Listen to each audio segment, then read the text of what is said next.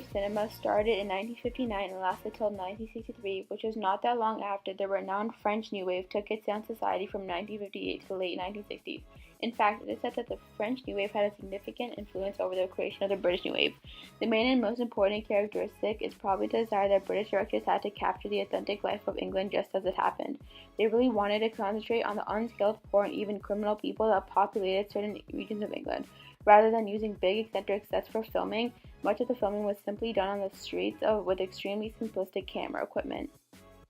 Let's take a look at Albert Finney's example, and specifically a film he starred in, Saturday Night to Sunday Morning. The clip of the opening scene includes our main character Arthur working in a factory, clearly slaving away all week and barely working minimum wage.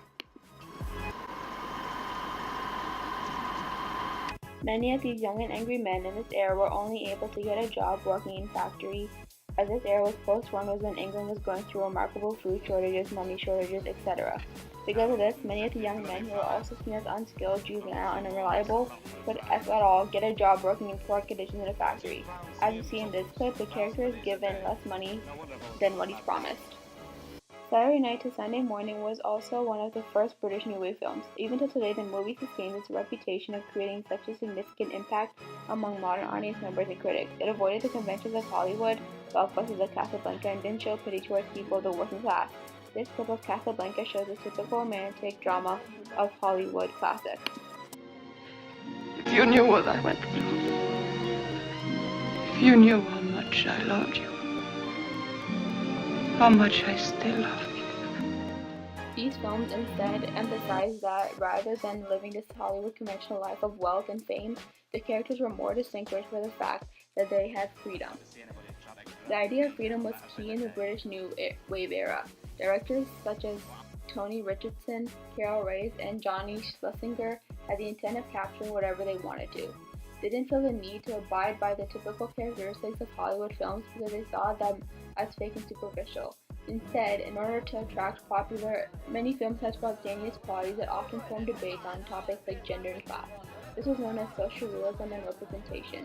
These controversies were highly relevant to the British New Wave as these were the common problems that England went through post-war. Gender standards were highly associated with social standards. Men and women were expected to work specific jobs that were suited to their stereotype abilities. Let's take a look at John Schlesinger's movie, A Kind of Loving. The main character, Vic, wants to make something more of his life after witnessing his father suffer working a minimum wage job. After finding out that his girlfriend Ingrid is pregnant, Vic and Ingrid feel obliged to get married as a result of the social standards that they were set during this time. However, throughout the movie, Vic begins to disrespect Ingrid and feels as if he's too superior to commit to being a father. What are we going to do? I don't know. We'll get married then if we have to. I've always wanted to marry Vic. I've often imagined how you might propose to me, and now I'm forcing you into it. You'd never have asked me but for this, would you? I know you wouldn't. I've asked you, haven't I? I've said we'll get married, haven't I? I shan't force you, Vic. No, you won't turn me down, though, will you? I won't. I won't. I've always wanted you. Well, now you've got me.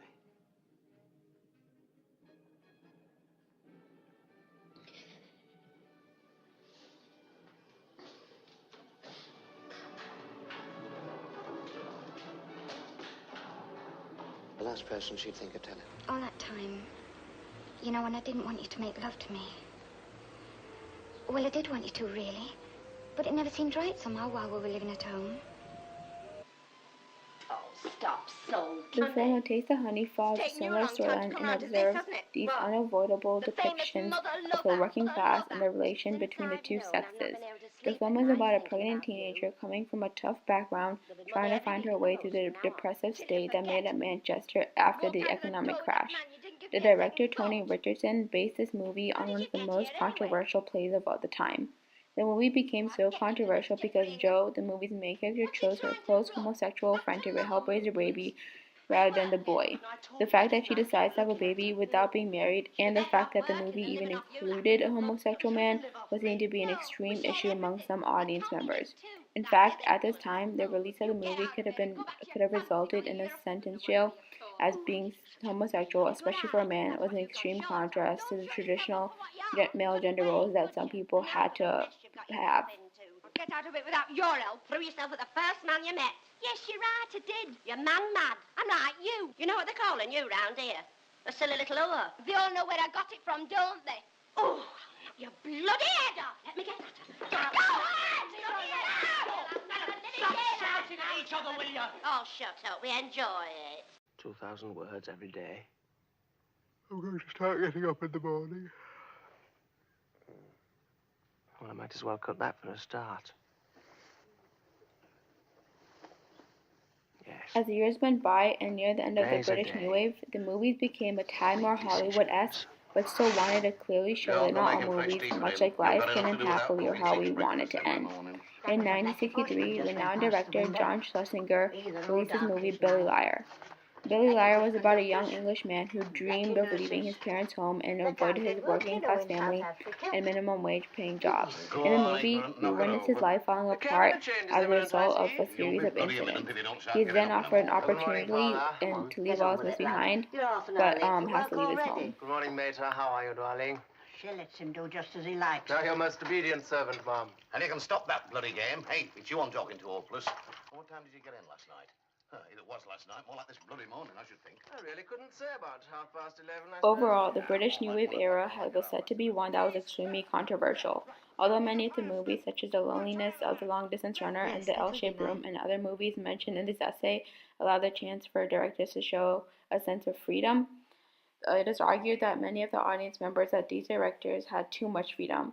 Some were offended by the lack of conventional features that these directors purposely failed to include.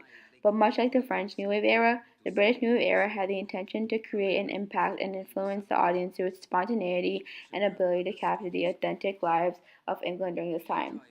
Thank you for watching.